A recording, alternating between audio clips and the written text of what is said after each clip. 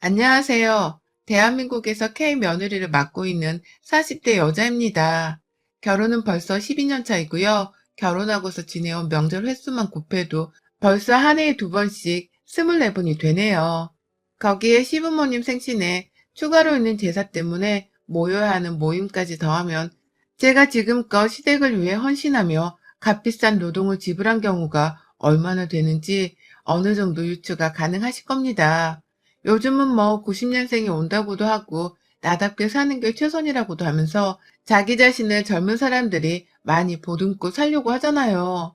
개인의 행복의 가치를 두는 정도도 더욱 커졌고 또 결혼이 마냥 의무인 것도 아니고요.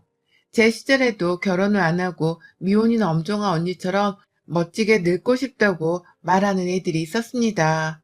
결혼이 마냥 정답이었던 것은 아니었고 그 시절에도 분명 결혼 말고 잘 사는 방법들이 있긴 있었어요. 하지만 저같이 평범한 애들에게는 그럼에도 불구하고 결혼이 해야만 하는 것이었습니다. 내가 잘난 사짜 직업을 가지고 있는 것도 아니었고, 그렇다고 집안에 누가 빌딩 한 채를 가지고서 매달 임대료를 받는 것도 아니었기 때문에 그냥 남들이 보통처럼 사는 대로 살아야지만 잘 산다고 어떻게든 위안을 할 수 있는 처지였어요. 그러니 저도 친구들이 너도 나도 결혼을 한다고 청첩장을 돌리는 바람에 마음만 급해져서는 나도 빨리 결혼을 해야겠다며 여기저기 손자리를 알아보고 다녔고요. 그러다 그냥 그 시기에 뜻이 맞는 지금 제 남편을 만나가지고는 결혼을 했습니다.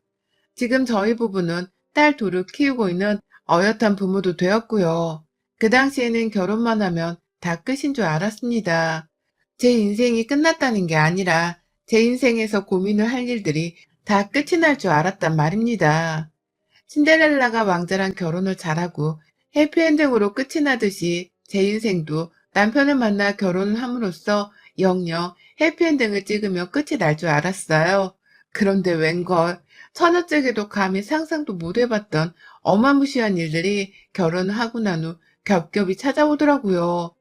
바로 명절이라는 초단수의 복병과 시어머니라는 예상은 좀 했던 인물이었습니다. 저희 남편은 일남 삼녀 중 둘째예요. 집안의 유일한 아들이기도 하고 우리 시아버지의 귀한 아드님이기도 해서 집안에서는 어릴 적부터 이쁨을 아주 가득 받고 자란 놈이었어요. 하도 시댁에서 귀하게 자랐다 보니 남편은 시집을 와서 시댁 사람들 때문에 눈치 보며 힘들어하는 제 입장을 전혀 이해도 못하고 배려도 못해주더라고요. 시집을 오자마자 집안의 유일한 남자아이니까 며느리인 제가 제사를 모두 다 도맡아야 한다며 그러니 제깍제깍 제사 치르는 법을 배우고 터득해 놓으라며 시댁 식구들이 번갈아 가면서 강압을 하셨어요. 저희 새 시누이들까지 나서서 말입니다. 그러니 저도 그 당시 어린 나이였는데 이런 시댁 식구들이 얼마나 부담스러웠겠어요. 내 집안 제사도 아닌데 시댁 식구 제사를 며느리라는 이유만으로 내가 치르고 책임져야 한다는 그 자체가 너무 말 같지도 않은 소리처럼 들렸죠. 하지만 그렇다고 결혼을 없고 제사를 안 치르겠다며 집을 나갈 수도 없는 노릇이었으니 그 시절 모든 며느리들이 그러했듯이 저 또한 그냥 더러워서 피한다며 싸움을 자제한 채로 시댁 말들을 따랐습니다. 어찌나 시간이 빨리 흘러가는지 명절은 한 번 지나고 나면 또 찾아오고 또 찾아오더라고요. 그 와중에 우리 시부모님은 자기들 생신상도 꼭 자식들이랑 같이 먹고 싶다고 하는 바람에 저는 1년에 시부모님 생신 2번, 그리고 명절 2번, 그리고 집안의 제사 3번까지 정말 잊을만 하면 시댁으로 출근을 해야 했습니다. 저는 참고로 결혼하고 난 후 남편과 상의를 하고서 다니던 일을 그만뒀었고요. 그 이유는 당시 시어머니가 빨리 손주를 봐야 한다면서 임신을 재촉하는 바람에 건강을 챙기겠다는 목적이었습니다. 그런데 제가 일을 그만두고 나니 어머님은 저한테 손주를 빨리 낳으라고 재촉을 했던 것을 까마득히 잊은 건지 그렇게 불러대면서 시댁 일을 챙기게 만들더라고요. 자신도 이 집안의 며느리였으니 제사를 해왔던 것일 텐데 제가 새로 들어온 며느리라는 이유만으로 제사를 모두 저한테 양도하려는 듯이 떠넘기기도 하셨고 급기야 제가 집안의 며느리라면서 자기 딸들까지 챙기게 하셨어요. 생신 때는 제가 케이크도 챙겨야 했고 먹을 것도 챙겨야 했고 당연스레 그 먹을 것들도 다 제 손으로 직접 만들어서 내놓아야만 했었습니다. 그와 동시에 선물도 따로 준비를 해서는 챙겨드려야 했고요. 시누이들 생일 때에도 저를 불러서는 자기 딸들한테 근사한 식사 대접을 해주고 싶은데 자기 손이 딸려서 요리를 못하겠다며 저를 부르시더라고요. 그렇게 시댁에 가서는 제가 거의 대부분의 시누이들 생일상을 다 차려내고는 했습니다. 시어머니가 뒤에서 팔짱만 끼고는 아무것도 하려고 하지를 않으시는 바람에 제가 도무지 가만히 있을 수가 없었어요. 억지로 제가 시누이들 생일상까지 다 차려주고 나면 꼭 저한테는 가족들끼리 시간을 보내고 싶은데 라면서 섭섭한 말을 하면서 집으로 돌아가라는 말을 돌려가며 하셨고요. 그러면 저는 시댁 부엌에서 개고생만 했다가 내가 차린 생일밥상을 한 숟갈도 떠먹어보지 못한 채 집으로 쓸쓸히 돌아갔어요. 뭐 이런 시어머니가 다 있나 싶어서 제가 초반엔 스트레스로 인해서 임신을 하고 싶어도 못했습니다. 괜히 남편이 미운 바람에 잠자리를 거부했었거든요. 제가 그런 초강수를 두니 남편도 이러다 진짜 영영 부부관계를 못하겠다 싶었었는지 자기가 잘 알아서는 시어머니께 뭐라 말씀을 드리더라고요. 뭐라 했는지 잘 모르겠으나 아들내미가 엄청 뭐라 한 건지 시어머니도 한동안은 시누이 생일권으로 저를 부르지는 않으셨습니다. 그럼에도 자기 생일에 명절 제사는 꼬박꼬박 며느리 손에만 물을 묻히겠다는 심보를 적나라히 드러내셨고요. 시댁만 가면 제 몸이 고생하는 게 너무나 당연했던지라 솔직히 저는 그냥 시어머니를 안 보고 살고 싶었습니다. 본인도 며느리였을 텐데 이렇게까지 나를 고생시키고 싶으실까 하는 마음에 늘 시어머니를 향한 원망이 컸었어요. 그러는 와중에 제가 첫째를 가지고 또 출산과 동시에 둘째를 가지게 되면서 한동안은 제가 태교와 육아 문제로 시댁의 일을 뒷전으로 여기고 살게 되었고요. 그 와중에도 꾸준히 시어머니는 명절마다 자기 생일마다 저를 불러대면서 제 손에 만들어지는 밥 한 끼를 꼭 얻어먹으면서 며느리 덕을 보셨으나 저는 그냥 그 당시에 육아가 너무 힘이 들었는지라 시댁에서 아무리 지랄을 떨어도 그러려니 하고서는 뒷전으로 흘러넘기기만 했습니다. 더 정확히는 흘려넘겼다기보다는 참고 살았다는 게 맞는 표현일 것도 같네요. 그렇게 살다 보니 제 몸도 고생을 하는 게 익숙해진 건지 시댁에서 시어머니가 아무리 일을 시키고 난리를 피우셔도 정말 또 이러시는구나 하는 마음으로 시키는 걸 다 했어요. 아이는 커가는데 이제 와서 결혼을 물을 수도 없는 노릇이라며 무슨 일이 생겨도 그냥 참는 것이 버릇이 되어버린 지경에 이른 것이었죠. 그렇게 지내던 와중에 아휴 이번 명절도 어김없이 시어머니가 저를 어떻게든 부려먹겠다고 추석 전부터 난리를 피우시더라고요. 참고로 저희 부부는 지난 코로나 시국에도 시댁에서 하도 난리를 피워대는 바람에 안 갈 생각을 해보지도 못한 채 제사를 지내러 갔었습니다. 그렇게 가서는 친척들이 바글바글 하길래 마스크 끼고서 명절을 치르느라고 얼마나 숨졸였는지 몰라요. 확 싹 다 신고를 해버리려다가 가족이니까 겨우 참고 지나쳤는데 이번 추석에도 시어머니는 창피한 줄을 모르고 막 오라며 부르더라고요. 야, 근데 미리 데려와서 일 좀 거들고 애들 얼굴도 좀 보여주고 해라. 너는 떨어져 사는 애가 코로나 때문이라며 올해 인사도 띄엄띄엄 하러 오더니만 추석에도 그냥 명절날에 딱 맞춰 올 건 아니지? 너 일찍 오는 줄 알고 기다리마. 나 추석 음식 하나도 안 해놓는다. 라면서 저 빨리 오라고 재촉을 하는데 아유 얼마나 밉상이었는지 몰라요. 이번 명절에는 또 얼마나 일을 시켜가면서 제 허리를 부러뜨려 놓으실까 싶기도 하고 사람들은 또 얼마나 바글바글 거리며 찾아와서는 서로 엉겨부터 제사를 지낼까 싶기도 해서 머리가 벌써부터 지끈거릴 지경이었죠. 하지만 저희 시어머니는 그 사실을 아는지 모르는지 결국 이 분노에 불을 지펴보려고 말았습니다. 가만히 있으면 제가 그냥 가만히 찾아가서 명절 음식도 만들고 뭘 이것저것 했을 텐데 시어머니가 자꾸만 초를 치셨어요. 야, 너는 왜 미리 전화를 안 해? 먼저 일찍 오기로 결정을 한 거야. 어쩐 거야? 추석 전에 주말인 건 알지? 주말에 바로 오는 거지? 금요일에 오는 거지? 라고 하면서 계속해서 빨리 오라 재촉을 하시고 그걸로도 모자라 저한테 해선 안 되는 말도 하더라고요. 야, 네가 며느리인데 우리 집 힘든 일은 네가 알아서 나서서 하겠다고 하며 솔선수범을 보여야 할 거 아니냐. 내가 코로나 때문에 네 시누이들 생일 때 너를 안 부르기는 했지만 그렇다고 해서 군기가 빠지면 안 되지. 너 내가 예전에 했던 것처럼 네 시누이들 생일마다 불러가면 제대로 고생 한번 시켜줘? 라고 하시더라고요. 본인이 올해는 코로나로 저를 덜 부려먹었는데 그거에 감사하지 못할 거면 자기가 앞으로는 저를 더 고생시킬 거라며 반협박 같은 소리를 해대신 겁니다. 이런 말을 저한테 아무렇지 않게 하면서 빨리 시댁에 와서 시부모님 옆에서 아양 떨며 잔심부름도 하고 며느리 노릇도 하라는 소리를 하고 계신 것이었어요. 그러니 저도 생각을 하면 할수록 나름 무슨 옆집 머슴으로 취급을 하시는 건가 싶어서 기분이 찝찝하더라고요. 세상 어느 시어머니가 며느리한테 일을 더 시키겠다 말겠다 하면서 고생시킬 거란 소리를 하나 싶어서 진짜 기분이 더러웠어요. 똥 밟은 것처럼 순간 시어머니를 향해서는 최소한의 존경심도 들지를 않았습니다. 그 상태에서 더 참자, 참자 하면서 버티던 중 시어머니의 입에서 너 이번 명절에 아주 각오해. 내가 허리 하나 제대로 부러뜨려 줄 테니. 라는 말이 나온 순간 저는 고삐가 풀린 망아지가 되어버렸어요.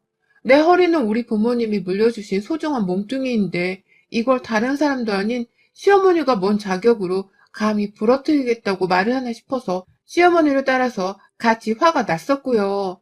제가 뭐라 그러셨냐면서 재차 물어봤는데도 시어머니는 한마디를 쫄지 않은 채 내가 네 허리를 부러뜨리겠다고 했다. 왜 이년아?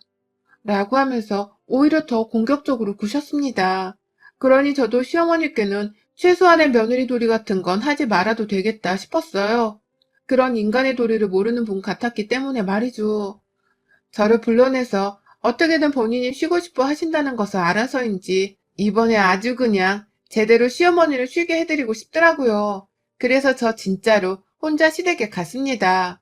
나 없으면 남편이 어떻게든 알아서 혼자 얘들을 돌보겠지 싶어서는 남편한테 통보하듯이 잠깐 시댁에 좀 다녀오겠다면서 그냥 집을 비워버렸어요.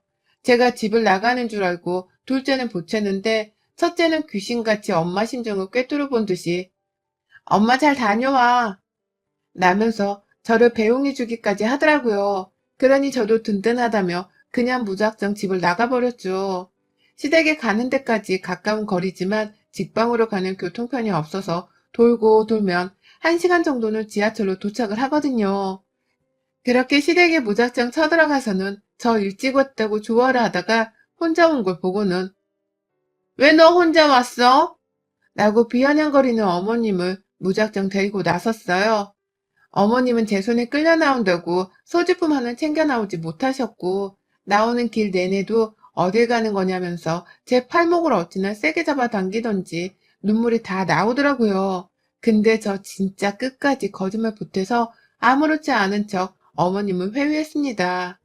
애들이랑 남편이랑 지금 다 집에서 놀고 있는데 어머님이 하도 보고 싶어 하는 것 같아 남편한테 말했더니 남편이 데리고 오라 했다면서 애들이 있어서 남편은 못 왔으니 저 따라 그냥 아무 말 말고 오시라며 시어머니를 무작정 끌고 나왔어요. 아무래도 둘 다 서울에 살고 있긴 있어서인지 어머님도 금방 의심을 풀고는 저를 따라 나오시더라고요. 제가 급한 대로 어머님을 지하철에 태우지 않고 바로 카카오 택시를 불러잡아서는 목적지를 찍고는 출발을 했는데 어머님은 차 안에서 잔소리를 한다고 저한테만 신경을 쓰느라 택시가 어디로 가고 있는지를 신경도 안 쓰셨어요. 택시는 이미 저희 집 반대편을 지나선 정말 한참이나 더 먼 서울 외곽으로 빠져나가는 중이었는데 우리 무식한 시어머님은 이 차가 어느 방향으로 가고 있는지를 신경도 안 쓰신 채 그냥 세워라 내워라 저를 향한 잔소리만 하시더라고요. 추석에는 알아서 빠릿빠릿 연락하며 찾아오라고도 하고 아들 하나 장가 보내고 나서 자신이 많이 외로웠으니 더 챙기라는 소리도 하고 그러다가 바로 전에 전화통화를 했던 것을 들먹이면서 너는 진짜 오늘 안 찾아왔으면 내가 명절에 너 허리 제대로 부러뜨렸어. 라면서 자신만만하게 혼을 내는데 아유 진짜 우리 시어머니를 누가 말릴까 싶더라고요. 그러다가 거의 택시를 타고서 40분가량 달리다가 시어머니가 대뜸 근데 우리 아직도 도착하려면 멀었냐? 라고 하면서 어디 가는 길이냐고 물어보더라고요. 그러면서 택시 기사님 핸드폰에 찍힌 내비게이션을 뚫어져라 쳐다보더니만 우리 니들 집에 가는 거 아니었냐?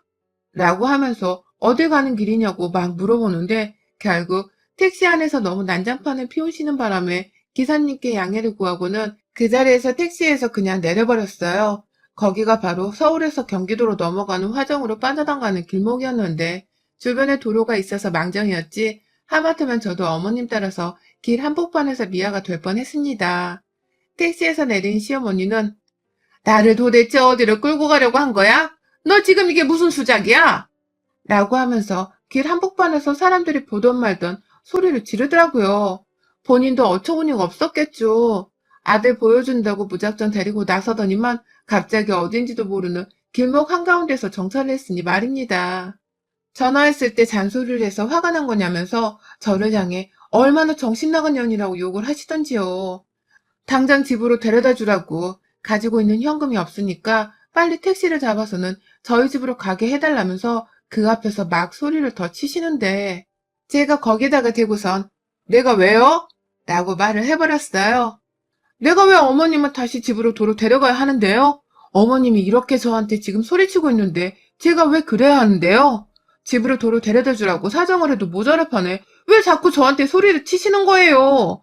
지금 이 상황에도 제 허리를 부러뜨리고 싶으세요? 라면서 저도 우라통이 터져선 마구 폭발을 하듯 어머니께 소리를 질렀습니다. 그러니 어머님은 이 상황에서 그런 소리가 나오냐는 말과 함께 제 가슴팍을 막 때리셨어요. 내가 너 진짜 허리 못 부러뜨릴 줄 알아? 이게 진짜 보자 보자 하니까 명절에 제사 안 지내려고 나한테 별짓을 다 하네. 너 나 데리고 어디 모르는 산골이라도 들어가려고 했어? 왜? 가서 확 나 죽여버리게? 뭐 하려고 한 거야? 똑바로 말 안 해? 이 무시무시한 년. 네가 이러고도 서울에 돌아가서 무사할 줄 알아? 너 내가 진짜 가만 안 둘 거야. 라고 하면서 저를 당장이라도 가만 안 두겠다며 그 도로 한복판에서 제 멱살을 잡고 제 팔을 잡고 그걸 잡고서 주먹진 채로 때리기까지 하면서 마구 몸부림을 치는데 이러니 제가 시어머니를 불쌍히 여길 수가 없었죠. 너무 화는 나고 여전히 내 허리를 부러뜨리겠다는 험한 소리를 하면서 나를 위협하는 시어머니를 도저히 무사히 집까지 바래다주고 싶지가 않았습니다. 저 원래대로라면 어머님을 그냥 일산 너머 파주까지 확 데려갔다가 거기서 사과받고 도로 택시 태워서 집에 오려고 했거든요. 돈도 없고 핸드폰도 안 가지고 나왔으니 믿을 건 저 하나뿐일 거라면서 사과를 받아내는 것도 수월할 줄 알았습니다. 그러나 계획은 진작에 틀어졌고 어머님은 오히려 적반하장으로 저를 강압하듯이 소리 지르며 집에 데려다 주라고 발악을 하는데 너무 분하고 미워서 그냥 시어머니를 두고 혼자 와버렸어요. 서울집으로 혼자 말입니다. 말을 심하게 건넨 것에 대해서 똑바로 사과를 하라고 하는데도 무시를 하고는 너 같은 거한테 무슨 사과를 라면서 혼을 내는 어머님께 그럼 저도 어머님 집에 못 데려가요 라는 말을 하면서 그냥 혼자 도로를 빠져나왔어요. 그러니 시어머니도 저를 바로 따라 나오지 않고서 제자리에서 발만 동동 구르더니만 제가 횡단보도를 건너는 그 순간 뒤에서 제 이름을 막 부르더라고요. 다시 돌아오라고 말입니다. 무슨 이산가족 상봉하는 것도 아니고 저를 살벌하게 불러대며 당장 돌아와서 택시를 잡으라고 하는데 그러니 저도 홧김에 알아서 오세요 라며 소리를 치고는 그 앞에서 바로 택시를 잡아타고는 어머님 앞에서 유유히 사라졌어요. 어머님은 제가 택시를 잡겠다고 손을 막 흔드니까 어떻게든 저를 빨리 따라잡겠다면서 신호등이 바뀌기만을 한참 기다리셨어요. 신호등은 어머님 뜻대로 쉽사리 바뀌질 않았고 어머님은 결국 저를 눈앞에서 놓치고 마셨어요. 그 후 어떻게 되었냐면 어머님은 한참이나 거리 한복판에서 어떻게든 버티다가 결국 택시를 타셨고 그걸 타고서는 제 집 앞에 오셨어요. 결국 남편이 자초지종도 모른 채 어머님 부름을 따라 나갔다가 택시비 결제를 했고 그 앞에서 어머님께 자초지종을 들었는지 씩씩대며 혼자 들어오대요. 시어머니는 이미 저한테 겁을 먹었는지 아님 혼자 밖에서 며느리한테 버림을 받았다는 생각에 멘붕이 온 건지 그냥 도로 남편한테서 카드를 받고서는 그 돈으로 시댁에 가버리셨고요. 한참 뒤에야 남편이 씩씩대며 집에 들어와 저를 찾더라고요. 너 어떻게 우리 엄마한테 그래? 넌 사람 버린 거나 다름없어. 라면서 막 발악을 하길래 저도 남편이랑 한바탕 했습니다. 니네 엄마는 그럼 나 폭행하고 협박한 거나 다름없는데 우리 같이 쌍방으로 고소해봐? 고소해? 니네 엄마가 나한테 주구장창 허리 부러뜨리겠다고 한 것도 어머니 협박죄야, 이 자식아! 라고 하면서 그냥 막 남편에게 들이박아버렸죠. 그러니 남편도 뭐라 지네 엄마 편을 들려고 하다가 제 말에 진정하라고 하고 또 자기 엄마가 했던 말에 대신 변명을 하면서 감싸고 돌았고 그러다 둘 다 힘이 빠져서는 싸움을 그만했어요. 누가 이겼다 말았다 할 건 없었지만 저는 충분히 시어머니한테 경고를 날렸다는 것만으로도 속이 시원했어요. 저 혼자 택시를 타려고 손을 든 그 순간 횡단보도 너머에서 저를 무슨 잃어버린 엄마 마냥 애타게 부르던 시어머니의 아련한 표정이 자꾸 생각나서 웃음이 다 나오려고 하네요. 시어머니는 제 손에 직접 서울 외곽 땅 한복판에서 버림을 받아버리는 최악의 경험을 겪으셨으니 지금 얼마나 어이가 없고 속에서 천불이 나 하실까요? 그 마음을 잘 알아서인지 저도 딱히 어머님께 부채질을 하겠다며 연락을 할 생각도 하지 못한 채 멀찌감치서 눈치 보는 척만 하고 있습니다. 아직 남편하고는 신경전을 끝내지 않았고 오히려 이 기회를 몰아붙여서는 추석에 시댁을 가지 않을 꼼수도 부리는 중이에요. 여기 사연 채널에서 다른 며느리분들이 하시는 방법을 좀 따라 해보려고요. 남편을 슬슬 추석에 제가 정말 시댁을 안 가려 하는 건 아닌지 살며시 꼬리를 내리며 저한테 말 한마디 걸어보려 하는데 그걸 저는 단칼에 거절하며 지내는 중이랍니다. 왠지 오늘 내일 시어머니도 연락이 와서 올 거냐 말 거냐 물어볼 것 같은데요. 보란듯이 연락을 씹으며 우리 시어머니 마음을 초조하게 만들어줘 버릴 거예요. 여러분의 생각은 댓글로 남겨주세요. 오늘도 시청해주셔서 정말 감사합니다.